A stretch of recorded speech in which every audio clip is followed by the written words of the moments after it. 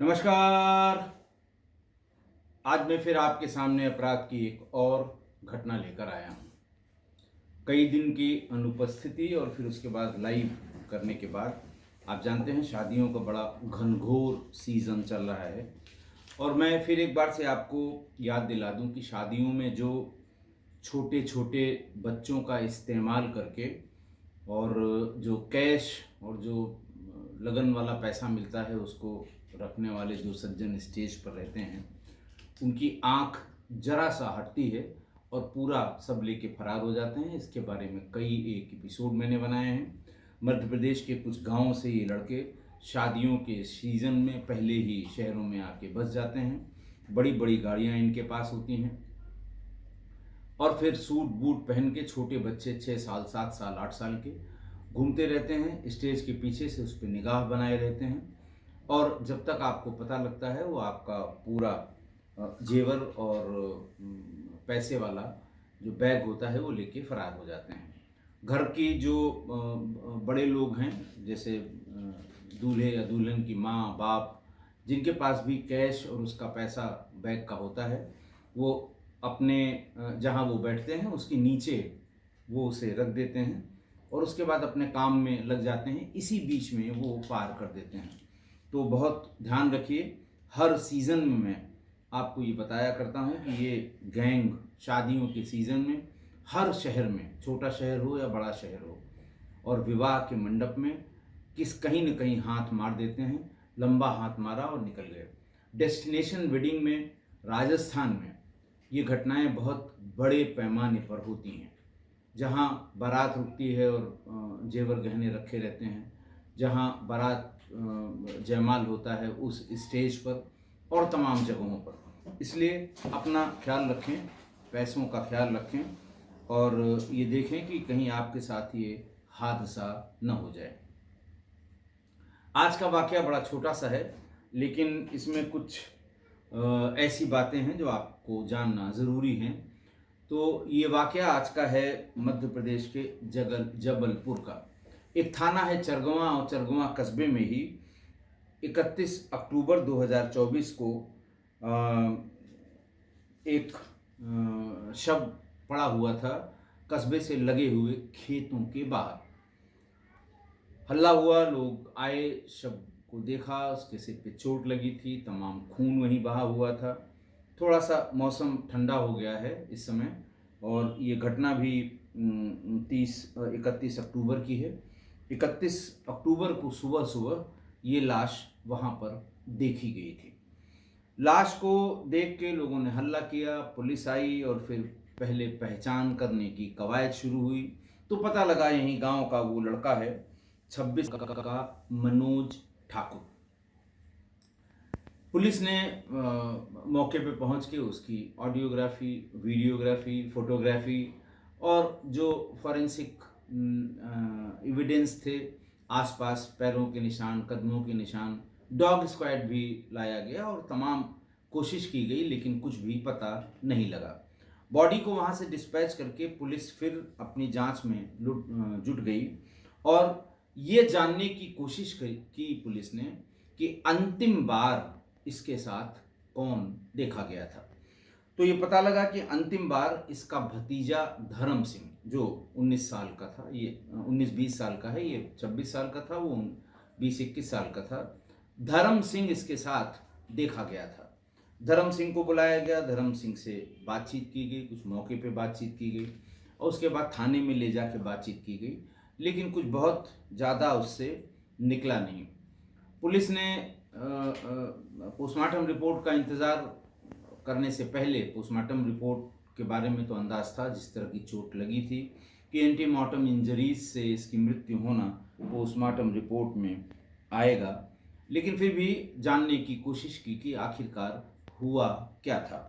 तो आखिरी बार दिवाली की पिछली शाम यानी 30 अक्टूबर को वो देखा गया था अपने भतीजे धर्म सिंह के साथ।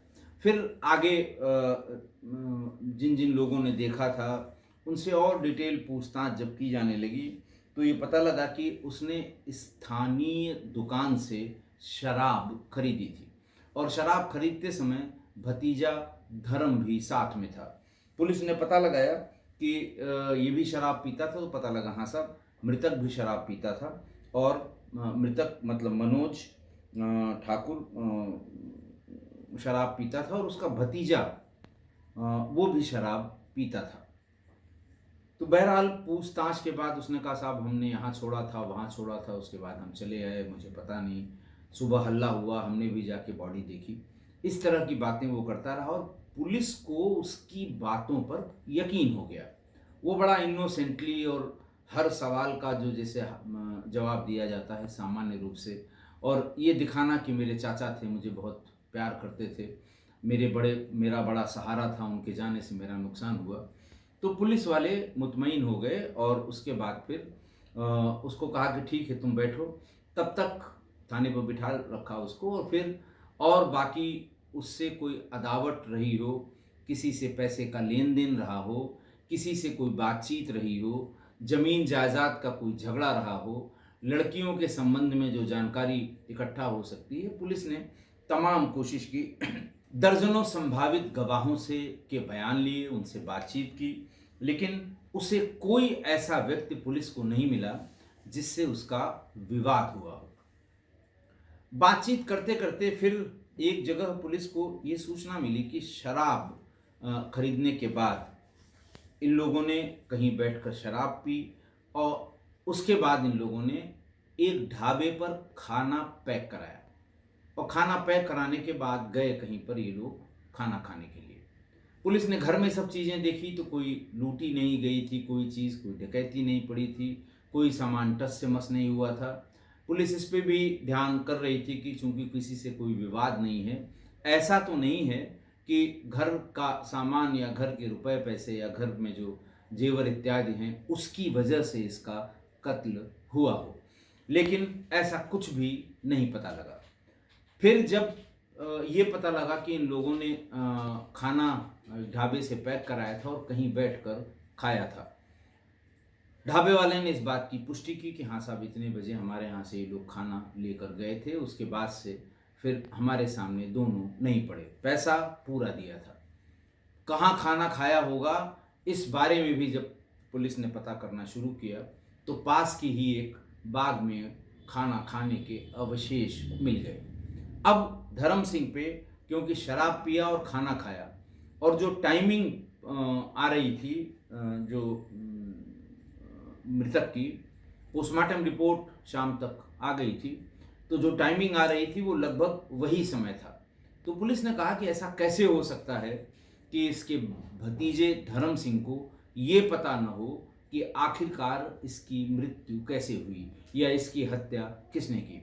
एक बार फिर से धर्म सिंह को पुलिस ने बुलाया और फिर पुलिस ने पूछताछ शुरू की, तो फिर उसने वही बात एक एक करके रिपीट करनी शुरू कर दी, और कि नहीं साहब इसमें ये था, ठीक है अंतिम बार हमने देखा था, लेकिन फलां को भी मैंने वहाँ जाते देखा था, ठिकाने को भी वहाँ जाते देखा था, चीज़ों को डाइवर्ट करने के लिए कि पुलिस उनसे भी पूछताछ करे, ताकि कुछ कहीं हो सकता है पुलिस को शक हो जाए किसी पे और हमारा पिंड छूट जाए, हमारा काम हो जाए और पुलिस दूसरों में उलझ जाए।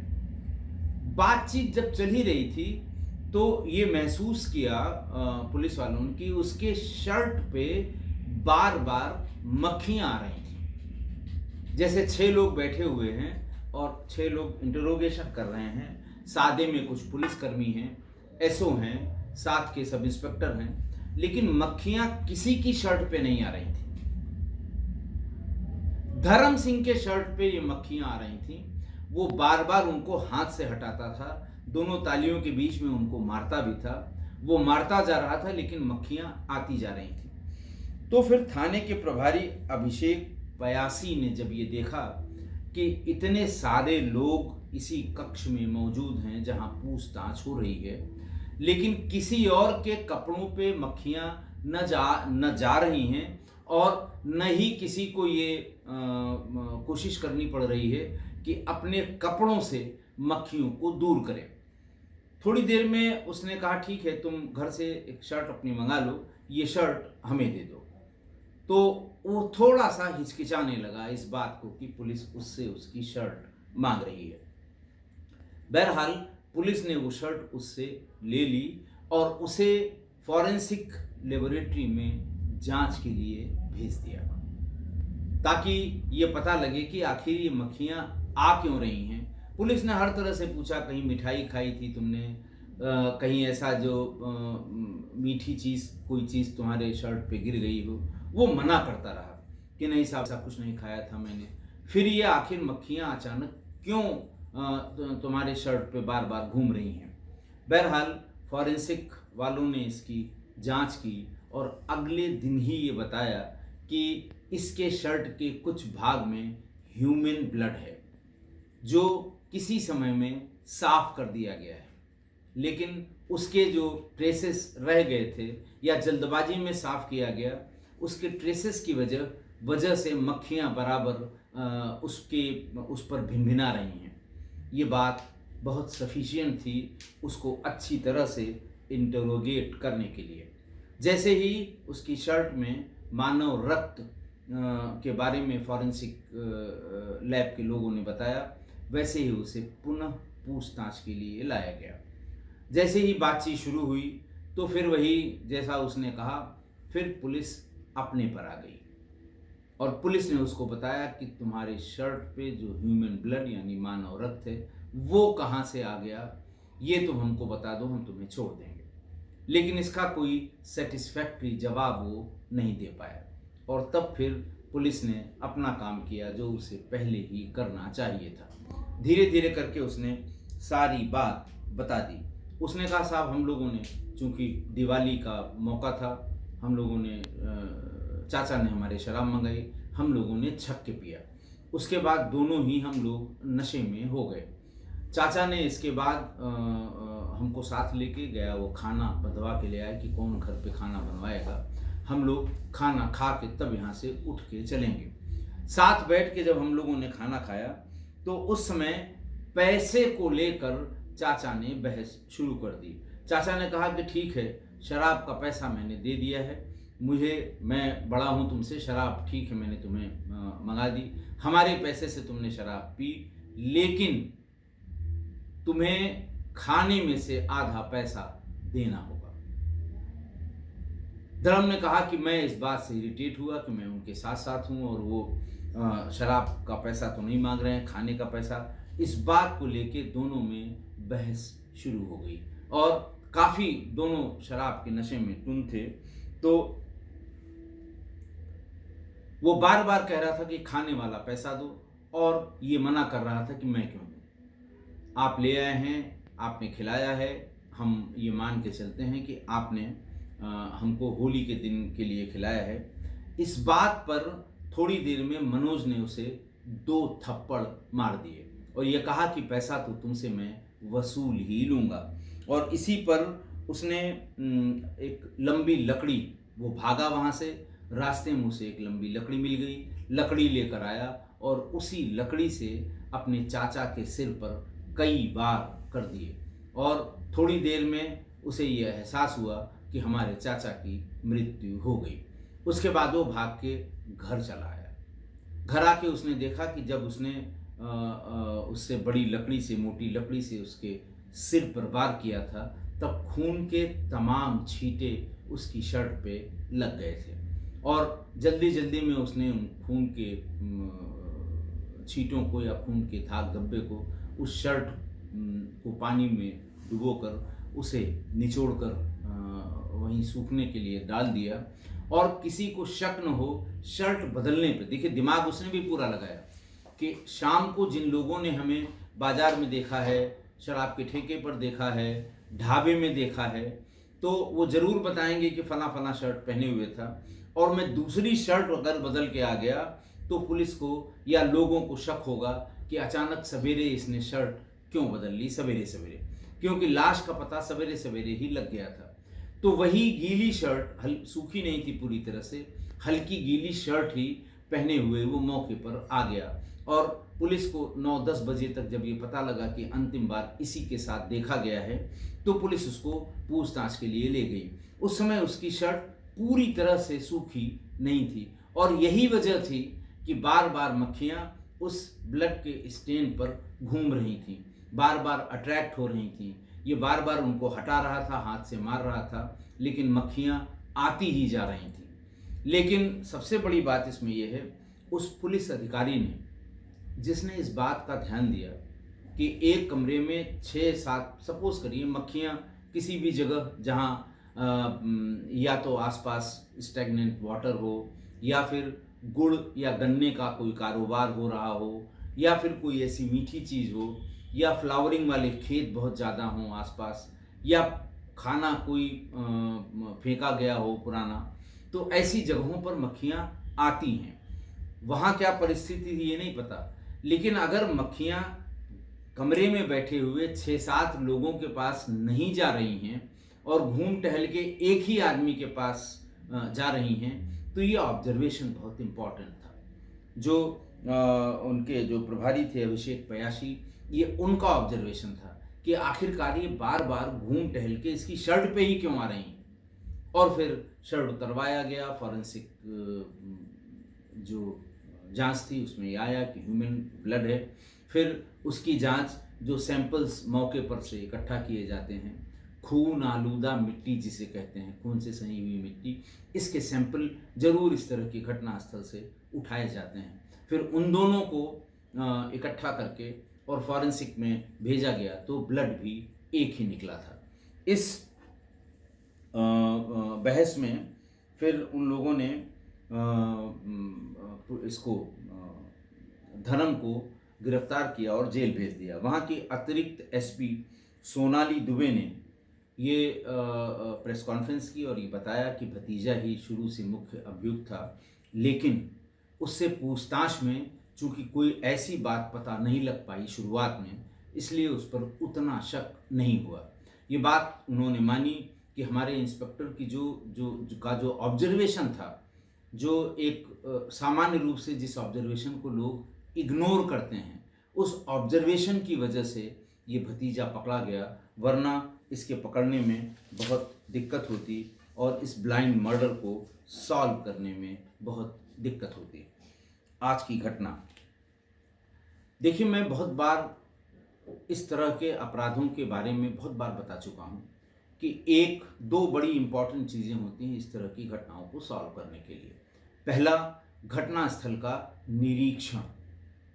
जो भी बेसिकली तो आईओ का काम होता है, जिस किसी को विवेचना मिलती है वो घटनास्थल का निरीक्षण करता है, लेकिन अगर अपराध बहुत संगीन और गंभीर होता है तो सुपरवाइजरी ऑफिसर्स भी घटनास्थल का निरीक्षण करते हैं। सुपरवाइजरी ऑफिसर्स में सभी शामिल हैं, डिप्टी एसपी, एडिशनल एसपी, बहुत इंपॉर्टेंट मर्डर है तो एसपी, डीआईजी और आईजी भी घटनास्थल का निरीक्षण करते हैं। लेकिन अगर बारीकी से किसी घटनास्थल का निरीक्षण किया जाए, हर चीज़ को ध्यान से देखा जाए, उनको इंटरप्रेट किया जाए, उन्हें किस दिशा में अपनी जांच को आगे बढ़ाना है इसको देखा जाए, तो जरूर अपराध जो है घटनास्थल से कोई न कोई क्लू दे देता है, घटनास्थल से ही क्लू मिल जाता है।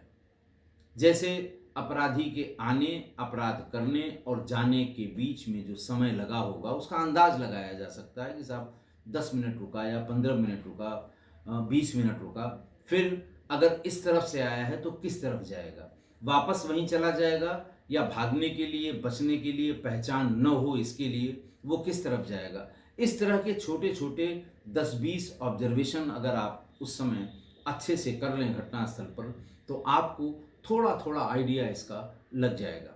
हो सकता है घटनास्थल पर उसके मुलजिम का कुछ छूट जाए, मुलजिम के पैरों के निशान ऐसे मिल जाएं जो डिस्टर्ब न किए गए हों, उनका जो टीम आपकी आती है फॉरेंसिक की, वो उनकी प्रिंट्स उठा ले, आगे वो इन्वेस्टिगेशन में काम आएंगे। यानी बहुत छोटी छोटी बारीक चीज़ें। एक तो ये हुआ। दूसरा विवेचना, वो इंटरोगेशन। अगर इंटरोगेशन में कोई मास्टरी कर ले, इंटरोगेशन आर्ट है, हम लोगों को भी जब पढ़ाया गया था और बाकी सबको भी जब पुलिस में पढ़ाया जाता है, तो इंटरोगेशन इज ए आर्ट। आप किसी के मन से, किसी के पेट से, किसी के दिमाग से अपनी जानकारी की चीज़ें अगर आप निकाल लेते हैं, वही आपकी आर्ट है। इंटरोगेशन की आर्ट इसी को कहते हैं।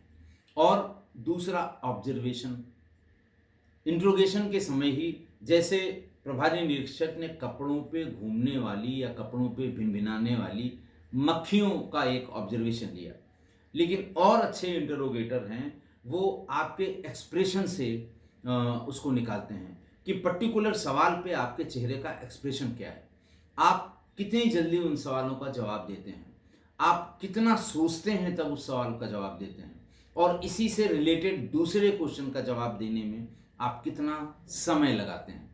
तो ये सब चीज़ें अल्टीमेटली जो अच्छे इंटरोगेटर हैं वो उसको इंटरोगेट करके और फिर अपराध के बारे में जो सत्य बातें हैं वो निकाल लेते हैं।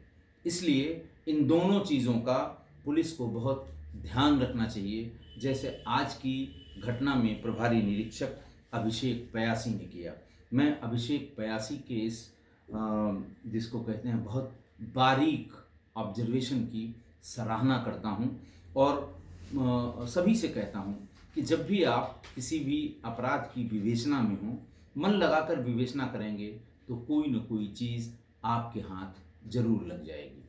आशा है आप मेरी इस बात से सहमत होंगे। आज के लिए इतना ही। बहुत बहुत धन्यवाद।